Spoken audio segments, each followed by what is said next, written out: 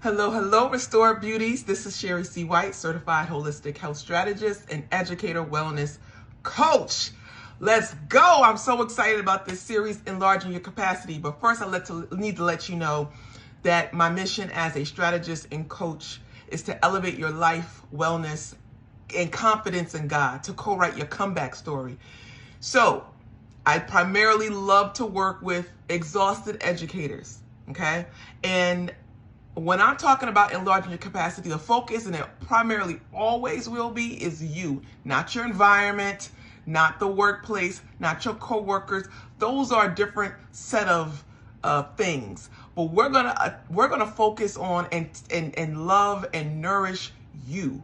I believe that not enough people know how to manage, nourish, love on themselves. So this is what Champ Restoration is all about, is basically how to maximize you.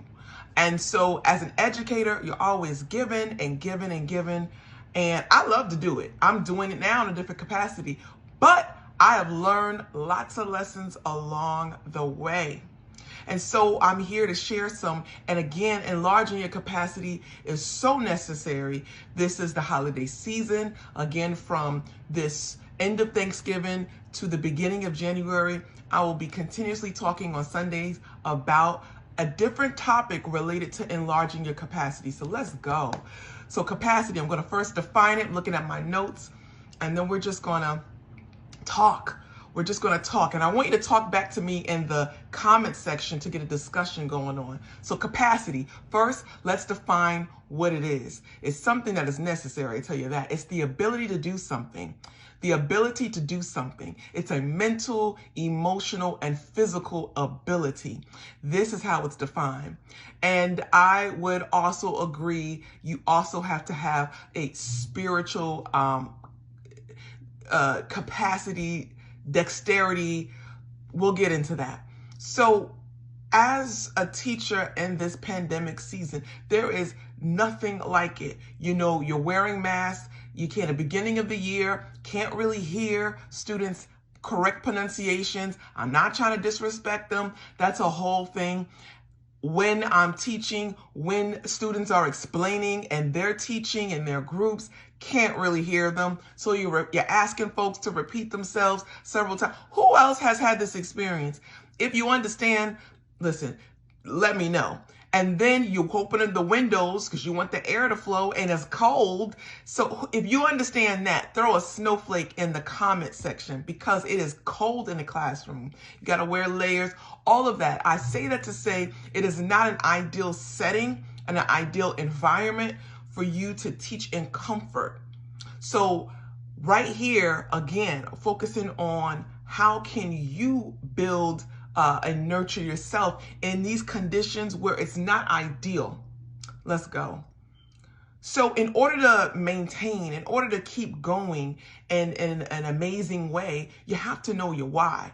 So you have to have an awareness of your why. Right? Many people's whys are completely different, right? It could be, I've always wanted to be a teacher since I was a kid. It could have been, in my case, after a second career, after me visiting another country and having experiences. It could be something completely different, like I want to help to put a dent in the prison to pipeline system, you know, something real deep like that. That was also my reason. But you know, at the end of the day, you have to know your why, because you have to know the condition. And let me explain a little bit. So you have your why, you know your reason, you're thinking about it right now. And my question is, with this passion, with this clear-cut understanding of why you serve, my question is, how do you serve? Now that you know why you serve, how do you serve? From what position are you serving? So what I'm saying is, are you serving from a position of power, or are you serving from a position of being pitiful? Okay, hoping to give love with hopes in return to receive love. That's pitiful. And you know, I'm just being honest, and we have to be able to just assess ourselves and to be clear with ourselves. That's the only way we're going to move forward and gain quality capacity. So the healthiest position is to be in overflowing of love. And you give expecting nothing back in return. But this, you don't just show up on the scene like this. This takes a lot of work, maintenance, preparation, and continuous maintenance to be able to be in this position. Look, I am going to say this, and I wonder how you feel about this. But I do believe, and I'm very convinced, that if we had more capacity, that if many of us, not all of us, if many of us had more capacity, let me be real, if many of you all had capacity, more capacity, I believe that it would lead to more burnout because the management is not there. It's not just the management, it's a matter of wisdom. It's a matter of understanding yourself. It's a matter of understanding your responsibilities outside the classroom. It's a matter of identity and management. So I believe that this is why many of us are, me in the past, have had a capacity issue, whether it be an issue with identity, whether it be lacking wisdom, whether it be lacking an understanding of boundaries, what to say no to, what to say yes to. It's a lot with understanding, or just straight up management, right? I can give you things to do, but we have to unpack and we have to be aware of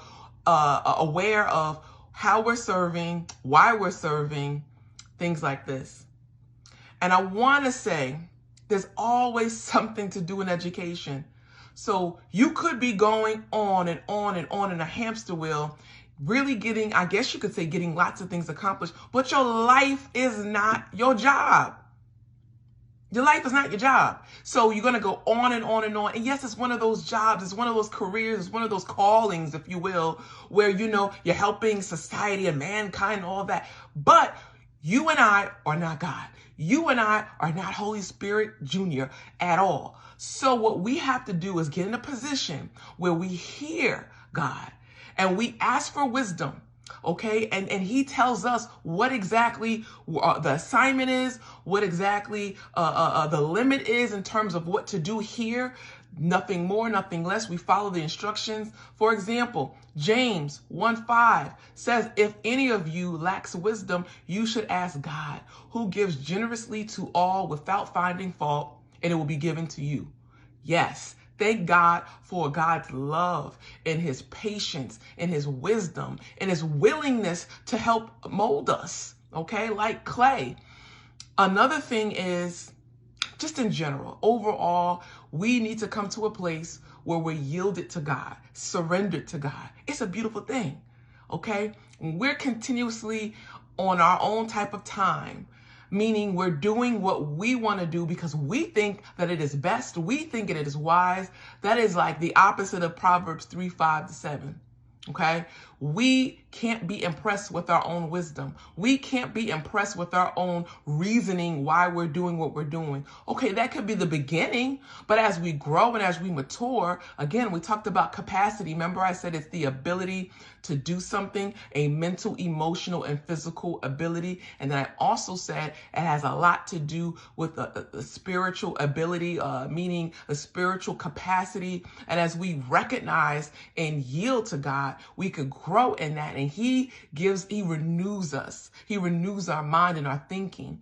Okay, the last thing I'm going to leave you with, because capacity, again, this is just the kickoff for the series. Capacity is something that we cannot enlarge on our own. That would be my thesis. We need guidance and wisdom from God to be able to have enlarged capacity. All right. And then we have a renewed mind about what to do and what not to do. So I'll leave you with this. But first and most importantly, seek. Seek is to strive for, right?